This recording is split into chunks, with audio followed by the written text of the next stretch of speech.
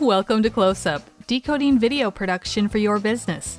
I'm Laura McElroy, and in this episode, it's all about giving you tips and strategies for taking existing videos and images that you already own and turning them into something new. This is a great tool in your marketing arsenal for those times when you can't shoot more video, or you simply don't have the budget for an extensive production shoot. Repurposing assets is actually a wise and well-established strategy. Many of you already use this approach every time you create social media posts. Well, we're going to touch on that briefly as one of the placements for your repurposing strategy. And just know, we've also devoted an entire episode to social media videos, so you'll want to review that too. What we're going to do next is go in depth on 4 creative production strategies that you can use to turn existing or old assets into something new. More from our video producers, Rhonda Potzelberger and Ken Schelling. When I open my fridge, I'm never quite sure if that sour cream container is actually going to contain sour cream or leftover spaghetti. Recycling, reusing, repurposing, we do it all the time in our daily lives, so video production is no different. We're always finding those creative solutions to solve a need. Just because you're not going to set up cameras and lights and microphones doesn't mean you can't produce a video for marketing or training, trade shows, case studies, testimonials, you name it. So you just get more creative and resourceful. Ken, where do you start? We always kind of start in the same place. It's the golden rule of producing videos. Start by identifying your goals. So, ask a few key questions. What's your overall message and goal? Who's the audience? What should your viewers think, feel, or do after watching the video? And how will you use the video? So, in what digital placement or physical setting will this video be shown to people? Jot down those answers and you can start to work through a creative brief. You can work with your production partner and script writer to create a rough outline of what a video script or storyboard might look like. After all that's done, then it's time to get creative. While there are many strategies for this, we've boiled it down to 4 production options that'll help you tell your story without shooting additional footage.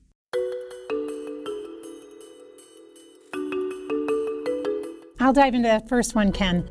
Option number 1 is reusing existing footage or images you already own. Now, if you're fortunate to work for a company that's invested in capturing quality video and photography over the years, wow, your task just became so much easier. That's obviously the best case scenario. But if your first reaction to option number 1 was, oh, we don't have very much here, well, then let's go hunting. You likely have more assets than you think.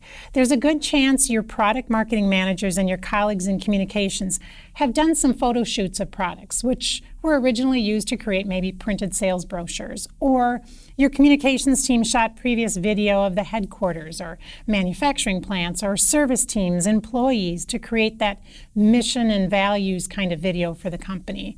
So I'd recommend going out to your company's YouTube channel to get an inkling of what might be out there. So where else should you look? Another good place to hunt for assets like that is on your company website. All those great pictures when you go to the website, maybe those could be used in your video. Now, it might be tempting to go and right-click on the photo on the website, download that, and say, let's put this into the video. But doing that is not going to get you a high-quality image because those have been resized and compressed for the web. So ask around, ask your colleagues where those original assets are located. Get your hands on the high-res version. And then also you can hunt around on your internal company portal or intranet. Maybe there are sales brochures or other printed materials that have images. Find out who produced those. Ask for those original high-resolution assets that went into the layout. And if you're in a global company, definitely reach out to your global or regional teams as well. They might have some great assets that you didn't even know about. All right, those are great tips. Now, if you've collected all of these assets, now is the time to go back into your script, your outline, and start taking a look and seeing opportunities where this existing footage fits perfectly, and you'll find those. Let's look at an example. Let's say you need to create a 60 to 90 second high energy product video that'll loop on a screen at a trade show, or maybe it'll be placed on a product landing page next to a call to action button. Let's see what you've got to work with so far. You've got great photography of the product or service from sales brochures or the website. You've got images or video from the manufacturing plant to fill in the part of your script where you talk about quality and employee pride. And you may have images from the company headquarters when you talk about the mission and values embedded in every product. Also, speaking of headquarters, be sure to get the company logo so that you connect the brand to that solid reputation that you're promoting. And then one other important asset. Do you have testimonials from customers? Now, you may not have video testimonials, but do you have them in print? Because with the right permissions in place, you can use those in your video with some creative text treatment on screen. And after you refine the storyboard and the script and you gather all of those elements, then it's time to work with your production partner to hire a professional narrator. Now, keep in mind, a narrator for a healthcare video will sound very different from a narrator talking about power tools.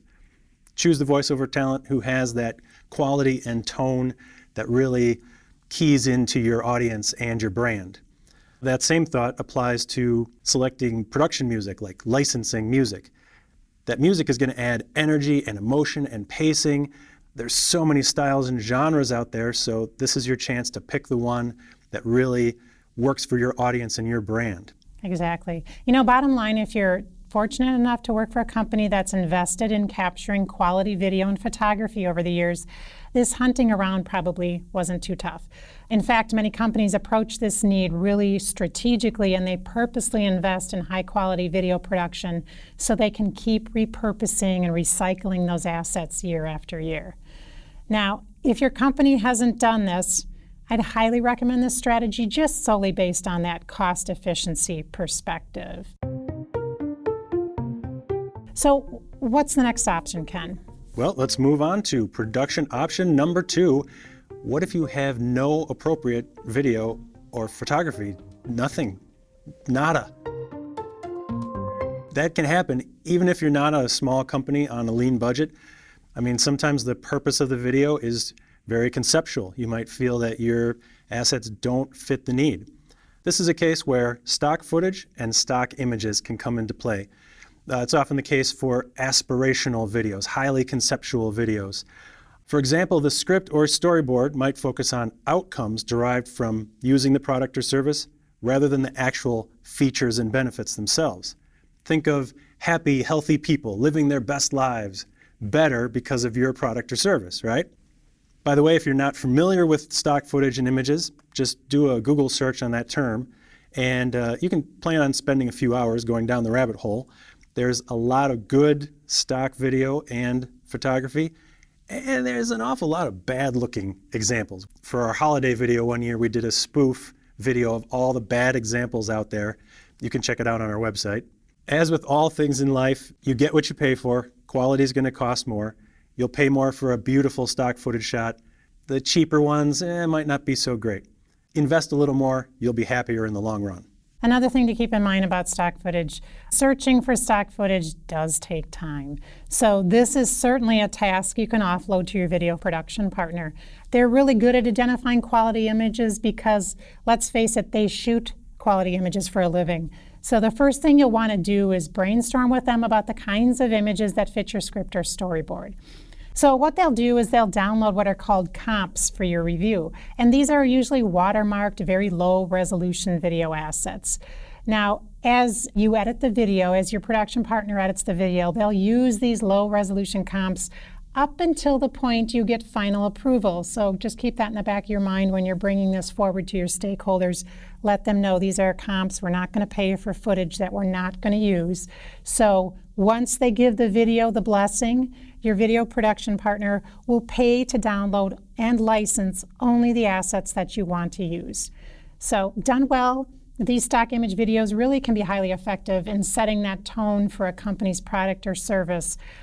But there's a caveat. Just know the general public is becoming more savvy about recognizing what is stock footage, what is not, and you don't want your customers to see your video or your company as kind of a cookie-cutter operation that looks and sounds like every other company in your industry. Rhonda, we got a way to avoid that problem, and that is production option number 3.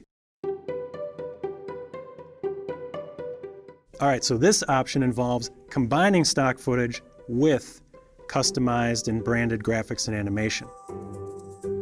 It's a scenario like this. So let's say you were able to find some good video assets hunting through your company's archive. So that was in option 1. And then you supplemented those assets by downloading some well-chosen stock images. That was option 2. So you visualize the outcome of your product or service. All right, here's where the customization comes in, because you want to avoid that cookie cutter look. So you can add graphics and animation to further tell your story and do it in a way that follows the tone and the look of your brand. But let's face it, there may be parts of your storyboard or script that still have holes in it that you just can't cover with option number 1, the existing videos, or option number 2, stock video. The script might have been describing a process that really sets your company apart, something that's harder to visualize. So why not use animated overlays with text on screen to call out that process? Or let's say the storyboard describes the inner workings of your product. Why not show your customers an animated exploded view or cutaway? You know, when you mix in graphics with existing assets and stock imagery, it truly customizes the video and it enhances the pacing and energy of the video. It really kind of takes on a very nice look. And if we go back to our example of a video for a trade show or a product landing page on the company's website, this option number 3 is highly effective. And in fact, we do have a link on our show notes to a video we produced where this option was used. That customized approach is also really effective for those 30-second social media videos, the ones you're using to drive people to your product landing page. We talked about that on a recent podcast episode, and Gary on our staff mentioned how he starts out with printed material from his client and he turns that into social clips. So you can check that out. Exactly. The bottom line here, the combo approach is a win-win for everyone. All right, we're close to the finish line here. There's a 4th production option that we've hinted at already. Option number 4 is the fully animated video. Yes, the fully animated video is where you free your imagination, and I love playing that what-if game as I work with clients to storyboard animated video. You can start with your company's branding guidelines to provide some of that information, and then decide on the artistic style of your composition. So just like choosing a narrator and a music bed for your video, your animated video can take on a feel or a tone just by the way you choose those style elements. These could be icons. Is it icon-based? Is this going to be an animated text video? Or is it going to be symbols with this highly conceptual movements that suggest a process or an outcome? Now, if you're doing a product video, you can show the features and benefits with call-out copy. Then it can morph into showing the application of the product at the customer's location or business. And I particularly love the explainer videos on product landing pages that use animation. There's just something about animation that captures people's attentions.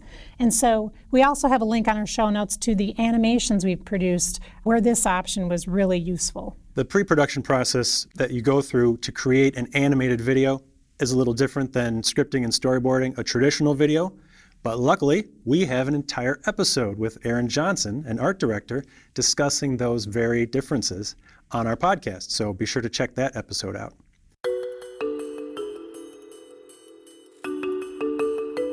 Hopefully these 4 production options that we've been talking about get your creative juices flowing and help you make the most of your production dollars.